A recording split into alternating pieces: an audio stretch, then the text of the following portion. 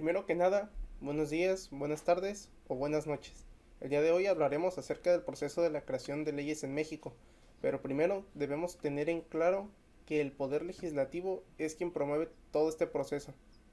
El proceso legislativo es el conjunto de actos y procedimientos que se realizan para la afirmación de leyes y reformas de la Constitución de los Estados Unidos mexicanos. Este proceso tiene su fundamento en lo establecido por la Constitución Política de los Estados Unidos Mexicanos, la Ley Orgánica del Congreso General de los Estados Unidos Mexicanos, el Reglamento para el Gobierno Interior del Congreso General de los Estados Unidos Mexicanos, los reglamentos de cada Cámara y además los acuerdos parlamentarios existentes. Quienes pueden proponer una ley ante el proceso legislativo son, en primera instancia, el presidente de la República para presentar iniciativas y promulgar leyes y decretos. En segundo lugar, los legisladores de los estados y de la Ciudad de México para presentar iniciativas y avalar reformas constitucionales. En tercer lugar, los diputados federales y senadores al presentar iniciativas y, en su caso, aprobar leyes y decretos correspondientes. En cuarto lugar, están los ciudadanos, que tiene que ser un número equivalente por lo menos al 0.13% de la lista nominal de electores en los términos que señalen las leyes correspondientes. Todo este proceso tiene varias fases, la cual inicia en la Cámara de Origen. Esta se refiere a una de las cámaras del Congreso de la Unión, a la cual va dirigida una iniciativa. Esta cámara se encarga de analizar, discutir y aprobar la ley o decreto presentado. Una vez aprobada, la iniciativa es discutida en la Cámara Colegisladora, que en este caso opera como Cámara Revisoria. Después, existe algo que se llama presentación de iniciativas. Toda iniciativa presentada deberá ser turnada a comisiones por conducto de la mesa directiva para su análisis y dictaminación.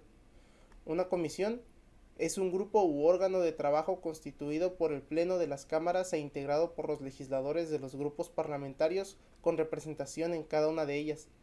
Tiene como finalidad estudiar, discutir los asuntos legislativos que les son turnados por la mesa directiva para elaborar los trabajos, opiniones, resoluciones, informes o dictámenes que serán discutidos en el Pleno.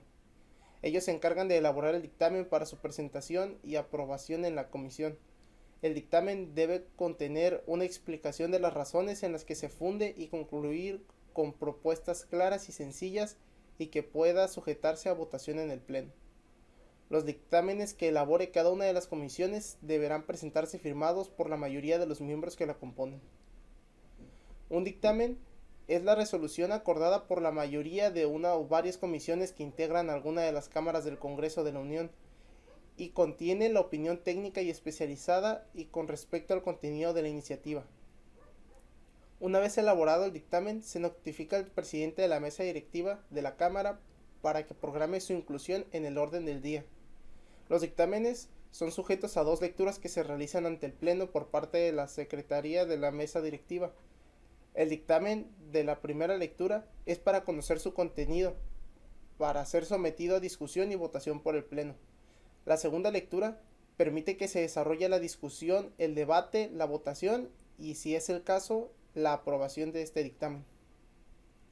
Después llega la discusión. Todo proyecto de ley o decreto se discute primero en lo general y después cada uno de sus artículos. La discusión se da alternativamente a favor o en contra, comenzando por el inscrito en contra. Los miembros de la comisión dictaminadora y los autores de la propuesta podrán hablar más de 2 ocasiones, mientras que el resto solo tendrá 2 intervenciones.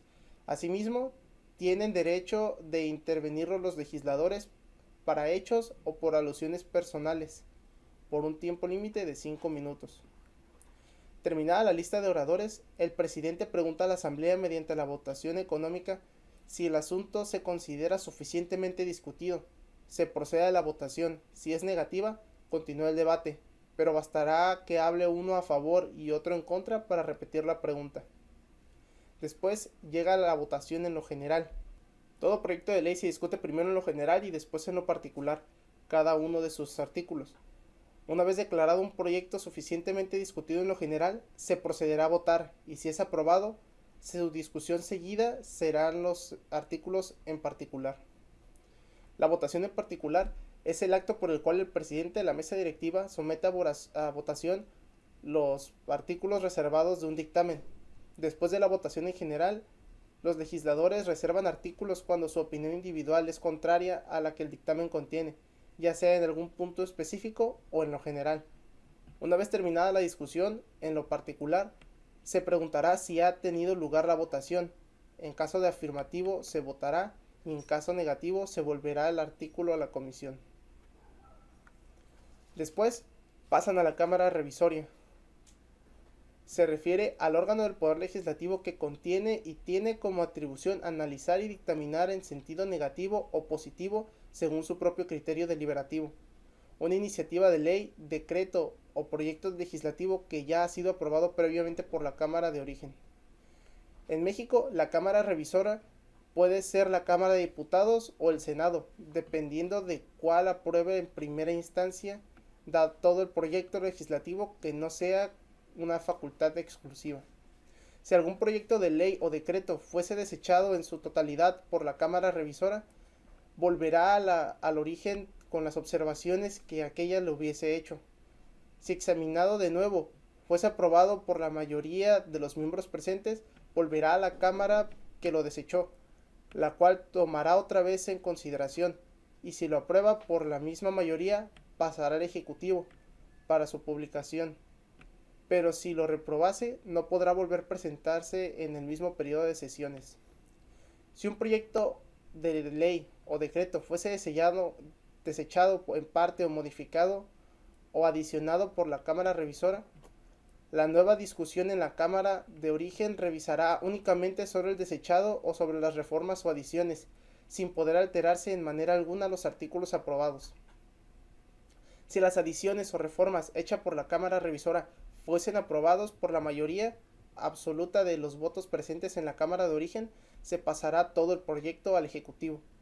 Si las adiciones o reformas hechas por la Cámara Revisora fueron aprobados por la mayoría de los votos de la Cámara de origen, volverán a aquella para que se tome en consideración las razones de esta.